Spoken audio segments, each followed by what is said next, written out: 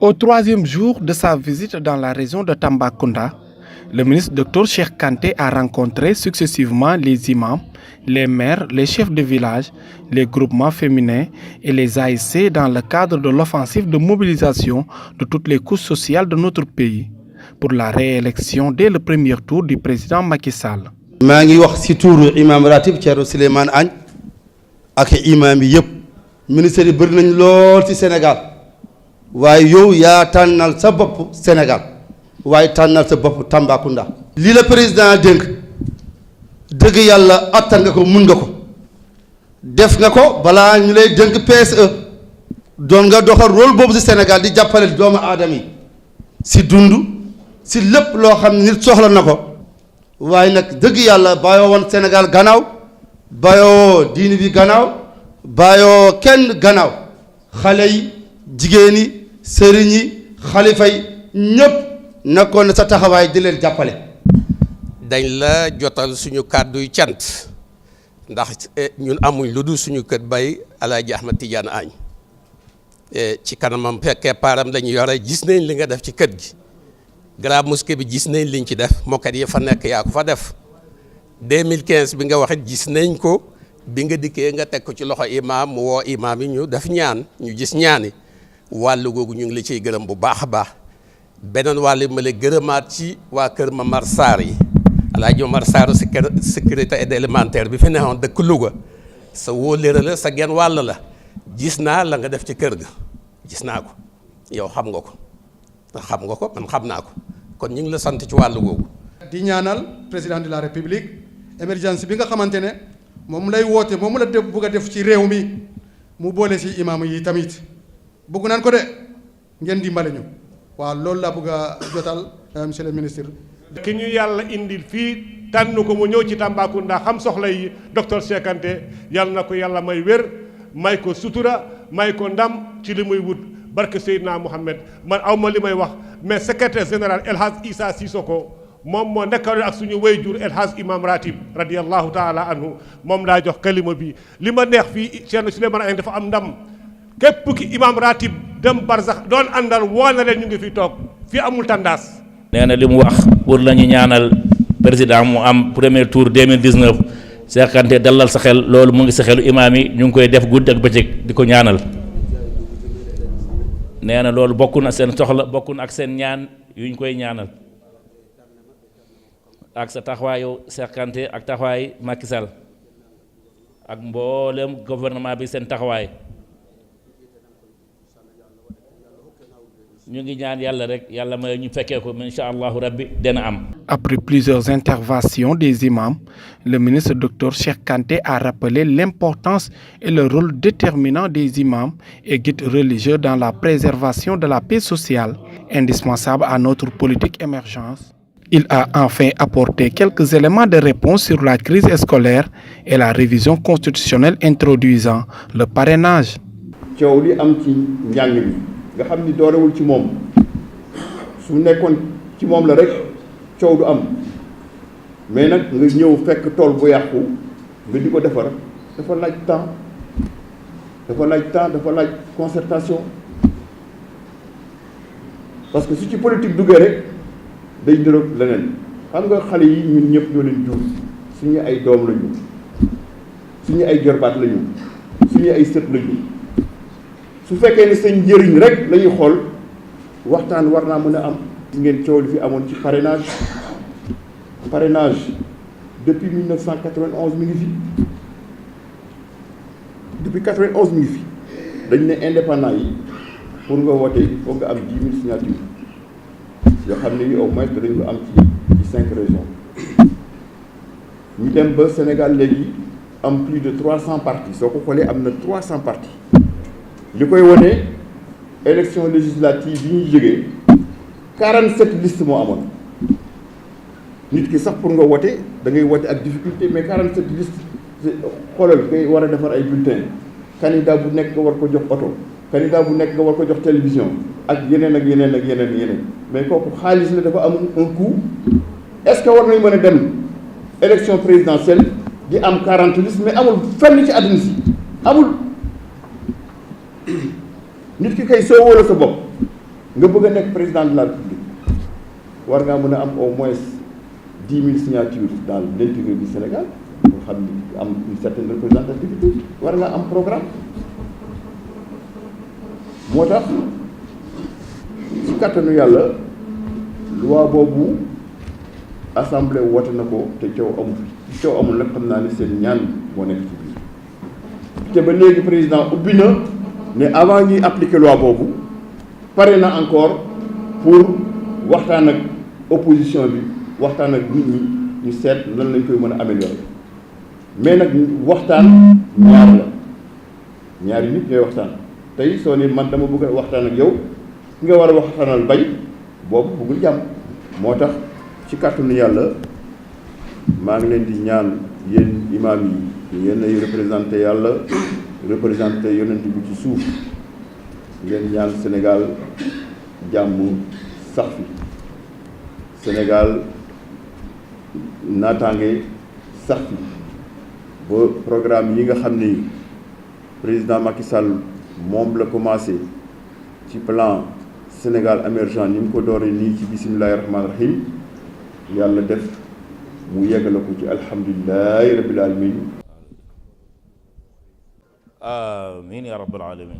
Après les imams, ce fut au tour des maires des départements de Tambacounda et de Goudiri d'être reçus par le ministre du PSE, Dr Cheikh Kanté. On était vraiment victime d'injustice sociale. Programme de développement yu bëri manqué na ñëw fi donc tax na suñu niveau de développement manqué na yeneen raisons yi mais comme que président moom ne bi mu ñëw ne lu mu njëkk a xeex mooy vraiment inégalité sociale et loolu gis nañ ko mu ngi koy def en matière d'électrification en matière d'eau en matière d'action sociale. mbirum PUDC ñu ngi koy rafetlu bu baax di sant président de la République parce que tax na population rurale yi gis seen bopp bu baax ci développement Sénégal surtout ci fànnu électricité fu mel ni gox bi ma dëkk commune Kayen mosuñu yaakaar ne 2018 danañ am électricité le 8 mai le 8 mars passé vraiment bi ñu taalee lamp yi c'était une fête à Kayen. Je parle au nom du département de Koumpentoum bon à travers réalisation yi nga xam ne yooyu lañ fa def il faut ñu sant mo gouvernement il faut ñu sant ko ñu gërëm ko parce que li nga xam ne moom moo ñu gën a nu jàmp vraiment ci loolu la commencé à passer par l'hydraulique depuis infrastructure routière yi et dem bi ci wàllu électrification bien mu ak yeneen bëri na pour lim ko du yomb il est vrai que des na lu bëri wante def na un pas de géant commencé nañoo yaakaar bi gën naa rëy surtout bi ñu amee ku mel ni yow monsieur le ministre parce que 3 jours durant avec votre calendrier chargé nga nekk ak ñun di nemmee ko suñuy soxla nekkul lu yomb même pour un directeur général surtout un ministre. président ñëw jël acte 3 de la décentralisation dans une logique contributive ñetti postulat acte 3 de décentralisation yu ci ëpp importance mooy communalisation intégrale la transformation du département en collectivité locale mais le pôle territoire comme échelon de gouvernance yooyu yëpp su koy def c'est dans une logique de moderniser nos territoires moo ne woon tey du ma ñëw Tambacounda te waxtaanuma ak yéen déglu la voix des maires déglu seen tawat déglu seeni conseils ak seen recommandation comme ça su ma demee ci président en dehors du rapport que je vais lui faire ma xam lu may wax ak moom. Le ministre s'est ensuite entretenu longuement avec les chefs de village des départements de Tambacounda et de Goudiri, venus en masse répondre à son invitation. Nous nous sentons aujourd'hui sénégalais. Je sais que M. Macky Sall, le président de la République, son Excellence, est un homme de parole. Il l'a promis, il le fera. Nous vous croyons. Monsieur le ministre, ñi ngi sant yàlla bu baax di sant président de la République parce que sunu borom moo ñu ko digal na ngeen ma topp seeni buur en tant que ñu ngi dox ci lii yàlla bëgg monsieur le président de la république dëggu na ci lépp lu ñu ko dénk mais li ñu gën a métti daal mooy ñi nga xam ne ñoo féetoo diggante ñun ak président de la république ci gox-goxaan yi fekkee dañuy waxal yàlla lu président ñàkk ci dëkki kaw gi ñoo ko xañ. am na ay maire yoo xam ne yi ñu ngi suufeel chef de village yi joxul leen benn cër dem nin ba ne sax chef de village amul. bu fekkee ne de ni nga nasee nii noonu la demee ku am ba sa sànqal nga am moom ba sa kers su ngeen ñu defalee li ngeen wax nii daañ leen élire ci premier tour. ñu ngi leen di nuyu bu baax di la bisimila di la ñaanal itam confiance bii nga xam ne président de la république am na ko ci yow yal na àgg ak jàmm ba 2019 bii Macky Sall la gagné premier tour yal na ko yàlla def ci barke Borom Touba. bésu Tambacounda bii tey am na keneen ku fi mas a ñëw ku ñu méngaleeg yow waaye bés bii ku fekkee tey da nga xam ne bii mi ngi fii door a am yow nag yaa mel noonu ci Sénégal ñëpp la dégg balaay yàlla dogal président jox la cër bii mu la jox yal na la cër bi jëg cër bi yal na la jig li nga bëgg yëpp yéene ko incha allah lu baax rek la te Sénégal ay nit lañ du ñu dof xam nañ ku baax xam nañ lu baax daañ la fekk si ba li nga bëgg Macky Sall am ko yàlla defal ñu ko incha allah ci daraja borom Touba. maa ngi nuyu ñëpp ku ci nekk ci turam ak ci santam di leen jottali ngërëmu son excellence le président Macky Sall. Plan Sénégal émergent mooy li ñuy wax croissance waru tey yem rek ci dëkk taax yi croissance dafa war a dem ba dans le Sénégal des profondeurs mu nekk une croissance pour tous éducation pour tous santé pour tous de l'eau pour tous des routes pour tous de l'électricité de tous un pouvoir d'achat accru pour tous parce que loolu mooy émergence. Président considère ni les chefs de village soo leen xoolee ñoom ñoo nekk au cœur du Sénégal. kuy voyager dox ba guddi ba xamatoo foo jëm nga ñëw ci dëkk koy njëkk a laajte kër chef de village bi ngay laajte. moo tax président nee na ci seen affaire rémunération chef de village daf ko décider am na pièces yoo xam ne yii mi ngi ci loxol préfet yi ak sous-préfet yi si les conditions sont réunies pièces yi ñu leen laaj yépp su ngeen ko joxee incha allahu le plus rapidement possible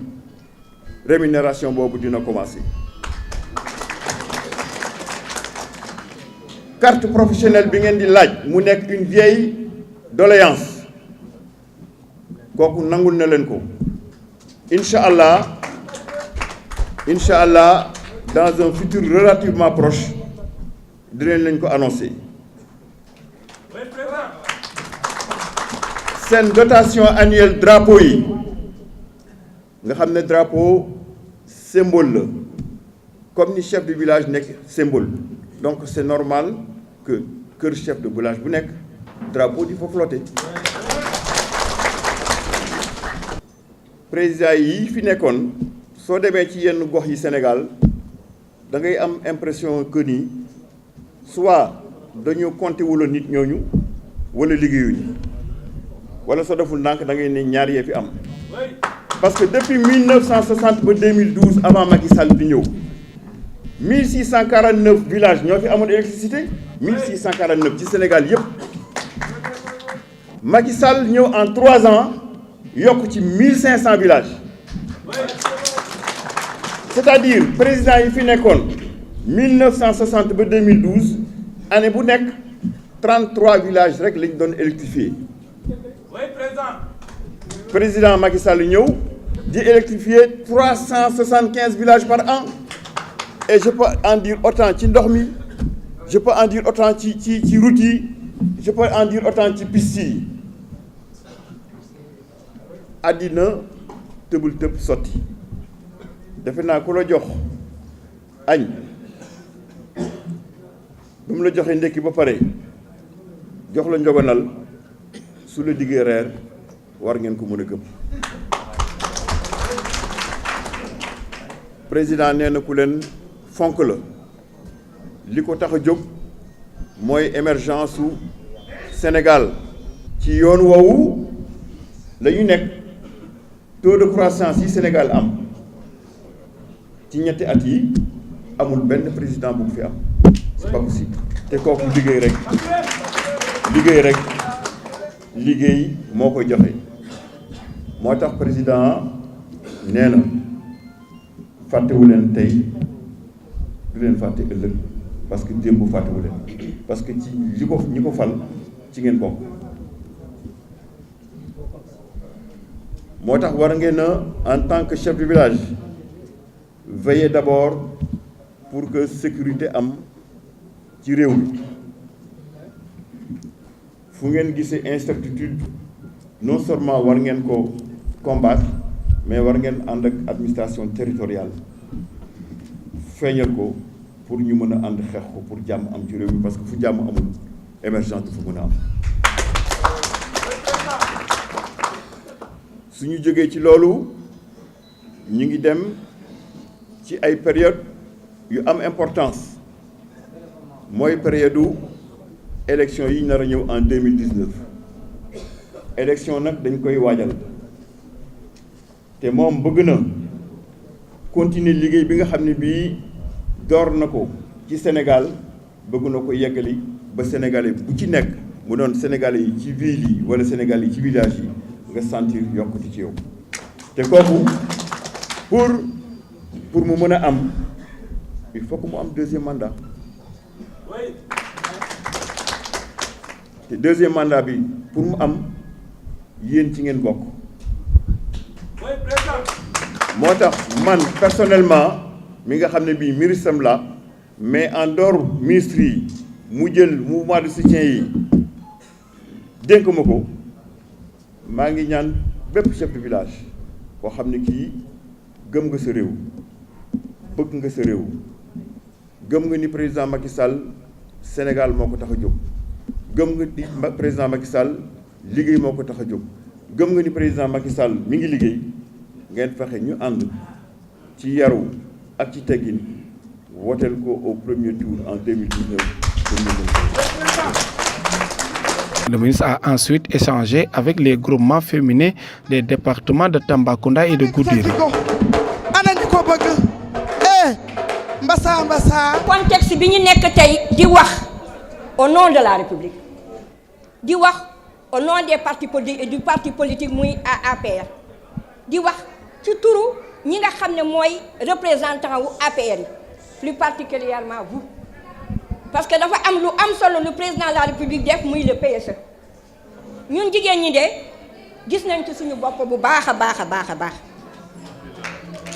lu tax ñu gis ci suñu bopp bu baax monsieur le ministre vous venez d'évoquer le Sénégal d'hier et vous avez relaté le Sénégal de Macky Sall dañu waxee ne bàyyi nañu cour nekk ci machine yi ndox mi ball jigéen ñi di bay seeni jardin jigéen ñi dugg ci oto yi di dem di ñëw am seeni soxla di ko fay waaye bu lekk ñu ne lu fas daw ñu làbbali ko. man bu ma toogaan di xool télé dama naan man de xawma kañ la ñuy toog ba jàkkaarloog Cheikh Kanté ndegente bés dana ñëw dund rek a jar a ñaan mais nit ku baax lu mu bëgg ci xolam lu ne yàlla dina ko defal yàlla mu ngi koy door a dogal tey jii ñu ngi lay remercier bu baax a baax monsieur le ministre gannaaw bi nuyoo yeeg sant yooyu yëpp passé ñuy nuyu ba léegi di gërëm le président Macky Sall ci programme yi nga xamante ne si samp na ko ci Sénégal ngir jàppale jigéen ñi lu mel ni PUDC nga xamante ne si moo noppal jigéen ñi ci sox noppal leen ci mbojj noppal leen ci yu bëree bëri. couverture maladie universelle aussi jàppale na bépp jaboot. bourse de sécurité familiale kenn waxatu ko. kon ñoo ngi leen di remercier ci acte yooyu ngeen xamante ne si yéen a ngi koy def ci population Sénégal. man tuddewuma ko ministre PSE non moom laa tuddee Cheikh Kanté émergence. parce que man tey bu ma taxawee fii tey yàlla ak moom d'accord dafa fekk président jox ma ndombo tànk mais kii li mu def ci man rëy na. ñu gëm son excellence monsieur le président Macky Sall comme ni nga ko gëmee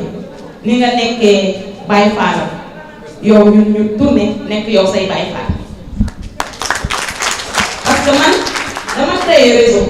femme réseau yaa ngi nii toog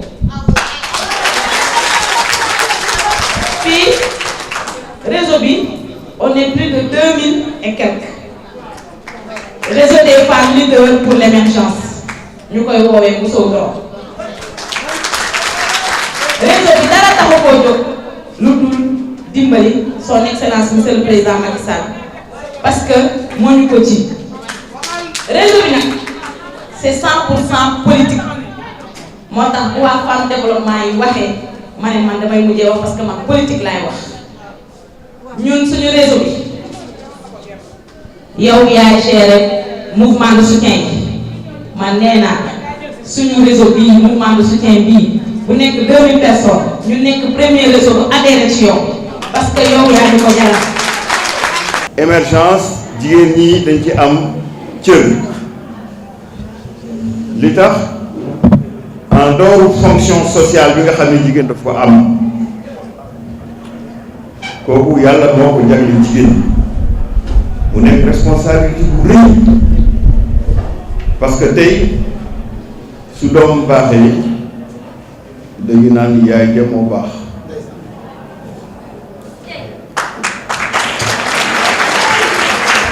yaay ja moo baax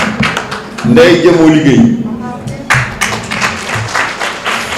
su doom ja xawee sikk tuuti rek dañu naan ci yaay ja mu nekk responsabilité morale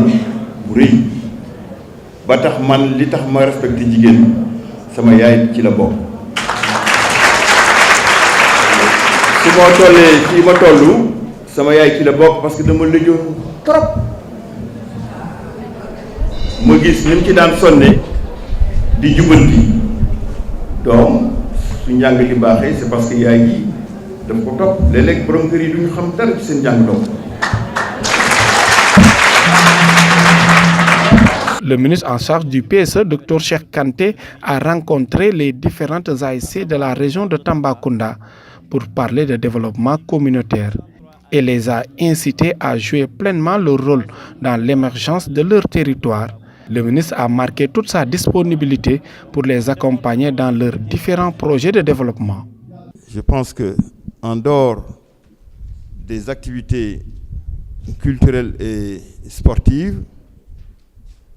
les ASC doivent s'investir pleinement